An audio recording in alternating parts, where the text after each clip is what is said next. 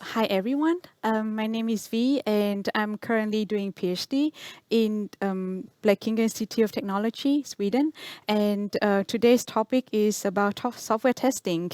Well, I mean, you might guess to some extent already what software testing is about, but the problem here is that there could be some issue with testing itself. So this is the focus of today's presentation. So like the questions posed, who watches the watchers? So I hope you enjoy it. Let's start. So first I would like to emphasize on the importance of software testing. I hope that many of you have heard about the incident happened in NASA in 1999. Basically, it's September 1999. So what happened is that like almost 10 months after the Mars climate orbiter travels to Mars, then Pew was about to celebrate, yes, we did a good job. But then what happened? Boom! So the orbiters actually exploded and Pew was so shocked. But then after that, what is more shocking is that they realized the problem was so trivial. So long story short, what happened is that the software controlling the orbiter was developed by a lot of teams, but there were two teams who used two different metric systems when they did the implementation. So one team used the English metric, so like, miles, pounds, inches, and the other team used millimeters and kilometers and kilograms and things like that. So of course, they didn't check with each other. So that was a problem. But so the point here is that you see, actually, you shouldn't underestimate software testing, even though you think that what you develop or implement was so trivial, maybe that's straightforward. You don't need to do the testing for that. So actually from this story, that time I remember, they lost around $125 million. But in 1999, so that was really a big loss for NASA that time. So that's why software testing is important. But then now, when the software system recently got developed so fast, the size of the software system increased tremendously, and they also become very complicated. That's make people think, okay, how do we make software testing faster? And that was the motivation why people moved forward to automatic software testing. And what I mean by automatic is that the test script actually was developed by tools, and the important point here is that they are executed basically without human involvement. So of course, if everything got planned so well and properly and implemented perfectly, then the contribution of automated software testing to the whole software development life cycle is actually very good, because first, of course, it can help the companies to reduce the testing effort, and then ultimately the total cost of the software development would reduce also by a huge amount. And therefore, of course, this is a good thing, right? But then, of course, not everything is only good thing about this. Is everything has pros and cons, basically. And what I'm trying to say here is that if things go wrong with automatic software testing, then what is actually could affect the software testing phase itself, or what could affect the development life cycle of software system.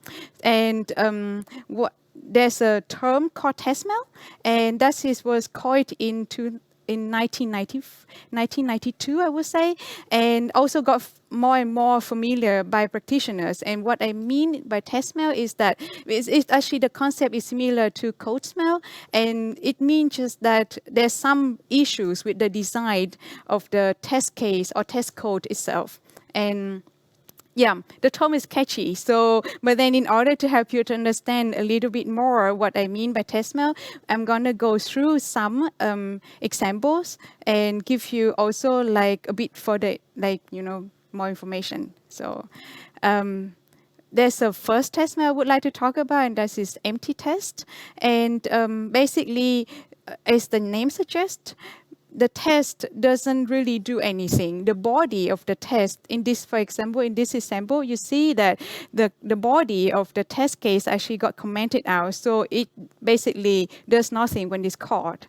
And or like make it more formal way, it doesn't contain any executable statements.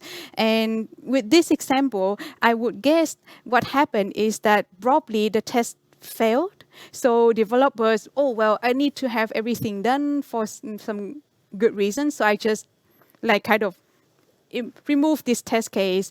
So everything passed and now I move forward to do something else, maybe more important. But of course, it's not a good practice.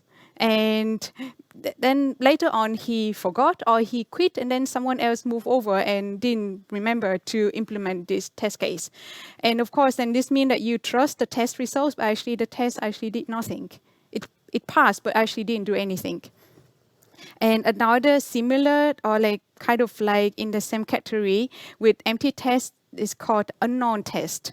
And in this case, it's like there's something in the body of the test, as you can see, but actually it doesn't have any, how to say that, assertion or any checking. So assertion in testing means that this basically what you specify what exactly you want to test. But here, it doesn't call anything like that. So if you call this test case, this again like might pass without actually testing anything. And again, I guess in this case probably that maybe it's trivial, but it happens actually that developer wrote this test case halfway and then had to do something else that is more urgent by the manager and forgot to continue finishing the test case. So yeah. And then they run it and then everyone is happy, but actually the result does not really say anything. And then there's another test I would like to briefly mention. That is eager test. So eager, this means like you're too excited to do something, right? So basically in this case, like too many assertions, like too many things you want to test within one test case. Like you can see here, there are 3 things that that person, the practitioner, wanted to test. So the problem here is that you cause problem later when you want to analyze the test result. Because let's say the test failed, but then you don't know exactly what is the problem of the system. So you have to dig further inside in order to know, okay, so this second line caused the test to fail. But so let's say, okay, you have 10 test cases, that's okay. But if you have millions of them, and then what are you going to do? So again, not a good practice. So like you see here, that what we're trying to say is that there's things that people shouldn't do while writing test cases. And if they cause problems for basically at the end is like the point of testing, right, is to make sure that the software system can fulfill the requirements. But if you cannot rely on the test cases, then that's not good. And that is what we mean by test mail. And so, of course, so now people discover, okay, so in practice, there might be test mail in test cases, but then what should we do? Now, of course, there's a way to correct this. There's a way to predict that. There's a way to prevent that. And there are tools out there, actually, but we don't have enough time for that. So I would like to go to one direction only, and that is how to prevent test mail. And basically, that's my research focus been so far. So, of course, this is very straightforward. You just need to have good quality test cases. So, good quality meaning that you have no test mail in that. So, you're good, you're done. But then how do you actually write a good test case? So, and what we did is that at least then we, in our team, we interview practitioners. We also dig into the literature in order to understand how good quality test cases has been characterized by people in industry and by researchers. And here I show you part of the results, and that is you see here actually the list of quality characteristics of a good test. And like, for example, maintainability, fault detection, usability, coverage, so on and so forth. Of course, this is too much in details, but here what we found is, what we find interesting is that what practitioners told us and what we found in the literature are not really the same. So this is a very people talk about this all over again, but still the issue that there's a misalignment in perceptions between practitioners and researchers. So what we try to do, at least with our future work, is that we try to put what we got from practitioners and researchers together and to try to understand what have not been covered by the researchers, but really motivated by practitioners and vice versa. And also, so what actually should be focused as practitioners wish. And then, of course, ideally, when we have the information like that, then what we would try to do is that with this information, we would let's say we have guidelines or templates to help practitioners to write good test cases. And we also try to develop tools so that we can fix bad test cases, meaning test cases with test mails, for example, like I mentioned earlier. And yes, so that is what today's presentation is about, and I hope you enjoy it. Thank you. Well, thank you very much, V. That was, well, quite fascinating, I would say. And here you are. Good to see you. Well, thanks for that. Yeah. Just first of all, V, yes. that's we in Swedish, you know. Yes, exactly. Yeah. So, yeah, there's a big confusion when I use my name in Sweden. So, yeah. So, yeah, but it's fun. And how many years have you been here? Yeah, so I think should be around 5 years. I've been in Sweden. Yeah. And you come from Vietnam. Vietnam. Mm-hmm. And if you compare, now we're in Karlskrona. Yes. And if you compare Saigon with Karlskrona. Well, I would say there's a big difference between two cities, yes. But I would say like both have the beauties in that, I would say. Yeah, of course. I mean, I love the food in Vietnam. So, but then in Karlskrona, you can enjoy the nature. That's really, really great. You cannot just imagine seeing forests or like sea or rivers like here in Sweden, or particularly in Karlskrona. Like if you were in Saigon now. No. I have never been there, but in Karlskrona, I know it's very beautiful. Yeah. So just tell me, and now you got interested in this testing. How did that start?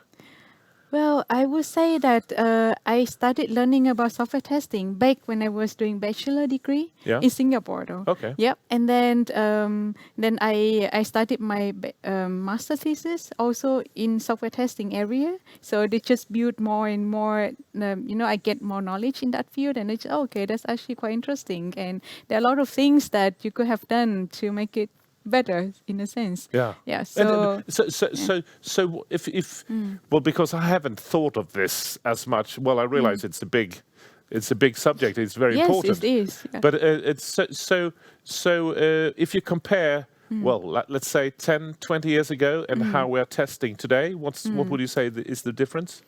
Well, of course, I have to be clear that I don't know much. Yes, there's still a lot of things I need to learn, but with my current understanding of the field, there are a lot of research going on in this field, and I think the big change is that we as researchers managed to raise the awareness of the issues in software testing to practitioners better than, let's say, 20 years or 30 years ago. And the gap between practitioners and researchers has been reduced quite a lot, actually. There's still, misalignments, but it's getting much better now. Yeah, and we realize when the bugs they come, we realize, well, most of us, there could be a banking or problem, or suddenly there's an app that doesn't work anymore, or a system within the society. So I believe it's quite important that we do these testings. Oh yes, definitely. Will it be more important in the future, you think? Well, I would say that it should be always important. Not like be more important than before, but I would say it's more like the level of awareness of the importance of software testing. Maybe people did not pay attention so much in software testing before, so you might have the misconception that software testing was not that important before, and now because people more understand the impact of software testing, then they start talking more about that, and then to make you feel like, oh, then software testing is now more important. But actually, at least in my opinion, that's not true. It's always important. I'm just thinking. If I would have a company and said, no, we can't afford testing, it takes too much time, keep on coding, Yes. what will happen with those companies, you think? Well, That they just skip the testing? well, I Will would they say that manage? eventually that they would vanish. I mean, because they cannot compete against other companies who really pay more attention into software testing. But to be honest, there's still a lot of companies like that now still that don't really care about software testing. Okay. But So- you can always hear the society, the development is it's faster, an agile way of developing. We have to bring the new products to the customers Yes. because we can't wait. Is this the way we have to test? At the same time, in an agile way of developing? Yes, definitely. So now it's like testing should go at the same time or simultaneously with development. Yeah. Then before in the past, then normally the very old traditional approach is that you do the design, you do development, and then you do the testing, and then you deploy the product. Yeah. But now that is so time consuming, and like you say, this is not so good because you release the software keeps evolve. So if you do the test like that, then you cannot actually keep track of how it is with its performance and its quality, of course. The tests, are they made of the because I didn't really get that. Yes. Are the developers who are coding the programs, are they also doing the testing, or are the different groups? Yes, actually that depends. I mean, Okay. like there's some test cases could be written by developer as well, and some could be written by testers. So, Is that what's the best way of doing it? Because isn't that a problem if the Yes. developer is doing his own Yes, testing? that's actually a very good question. It just remind me of one conversation I had with a practitioner a week ago, and we exactly talked about that. So at least in his opinion, he's saying that it's really, you need to have a separation between developers and testers. So if you write a code, you shouldn't write a test,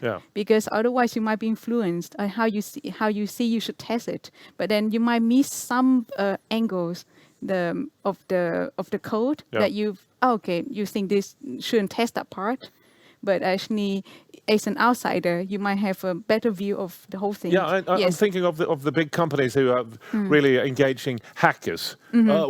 Crack our system, break. That's right. So they have to be on the outside. Shouldn't that be the way doing tests? The testing people writing the tests are. Yes, I think at least I believe that's a trend. I mean that test cases should be written by someone else who do not know much about the production code. Can you have a career as a tester? What will now you're a PhD? Yes. Exactly. What are you doing? Are you a researcher or a student or both? I'm kind of like hybrid, like both students and researchers. Okay, you're both. Okay. So what is there a career for you? Well, I will be a tester for all my life. I will. Is that might be the case? That could be the case, of course. Yeah. And what will be the ultimate? Well, that would be the spot I'm searching for. I will be a tester at writing testing programs. Do you have a dream? Well, to be honest, I would want to do more in research, so I haven't thought much about. You don't have to leave Blekinge, you know. No, you could stay here forever. So no, it's not like. But do you have a special? That would be the highest level of in this testing world. Well, I would say that might not be the highest level if you think about this, because now people are more focused on automating everything, and then now it's also research in automating the writing of test cases as well. So of course, not everything is like, okay, everything must be automatic or everything must be manual, but now is saying that tester be like the ultimate goal of for people in this area. I don't think so actually. Okay. Yeah. So. Well, I think it's quite fascinating. Yeah. And finally, I'm thinking of, sometimes I've read about test-driven development. This is test-driven development. Is this what they are talking about? Yes. So basically, that's what we were kind of like touching that. So this means that you write a test case first before you write the production code. That's why they call this test-driven. So you write the production code in order to pass the test that you already wrote in advance. And that's really, at least big companies try to implement that, because that's really bring a lot of benefits to the development. It saves actually time for testing later on, and also of course, and just increase the confidence in releasing the products. Yeah. And when it comes to development will become better and better and better. Will we still have the need of testing, or will it be another kind of testing? I mean, could the development be so good that there won't be that many bugs in the system? I don't think so. It would never be the case. Yeah. No. So there will still be. Yes. No. No. I don't think so. And do you think there will be different kinds of testing in the future? Different kind of testing. I don't know. I'm just since everything develops, I just wonder if that's the early 21st century testing. Nowadays we do totally. Well, of course, that's a hard question to understand. Yes. Answer. So I would say that of course there now. There are different approaches to test software. Instead of like we say, having someone just sit down and write a test, you can actually implement some tool, and the tool will generate the test cases by themselves. So that you actually don't need someone to write it. And also, there's like how to say, you have the developers who's still writing the test cases, but then to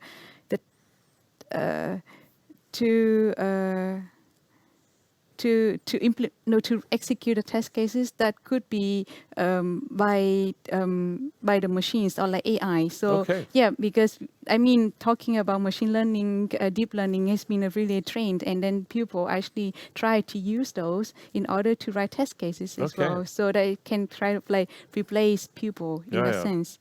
But it's still at a very early stage. So you will be needed for a while, I believe. Yes, I believe so.